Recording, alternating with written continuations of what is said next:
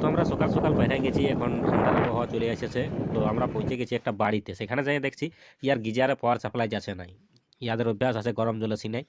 তো ফোন করেছিল, তো আমি পৌঁছে গেছি, তো দেখলি এখানে সমস্যাটা ঠিক আছে। এখানে যে আমাদের পাওয়ার সাপ্লাই যে দেওয়া আছে অ্যাঙ্কারের পাওয়ার সাপ্লাই, যেটা হচ্ছে switch socket indicator fuse combo থাকে এটাই। তো এখানে যে আমাদের ফিউজটা আছে পুরো পুড়ে জ্বলে আংরা হয়ে গেছে। এই দেখো, এটা অ্যাঙ্কারেরই বটে।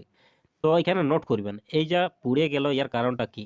আর অ্যাঙ্করের আমি এই প্রোডাক্টটাই আলাদা এনেছি একটা, ঠিক আছে, সেটাও আপনারা দেখে নেবে। যেমন এই যে এইটাও অ্যাঙ্করের, কিন্তু দুটার মধ্যে ডিফারেন্স আছে, অন্তর আছে অনেক কিছু। যখনই আমি ইয়ার ব্যাক সাইডে আপনাকে দেখাবো, দুটাই অ্যাঙ্করের সেম ফাংশন দিয়ে আছে। ব্যাক কাভারটা দুটার মধ্যেই অ্যাটাচ হবে, কিন্তু কোয়ালিটি অন্তর আছে, দামের অন্তর আছে। মানুষকে চিনতে হবে যে কোনটা আমার কাছে বেশি দিন টিকবে। এইখানে দেখুন যে চীনা মাটির পুরা ইয়ার ব্যাক বডি দেওয়া আছে, আর এখানে দেওয়া আছে ফাইবারের। এই কারণেই ফিউজটা পুড়ে গেল।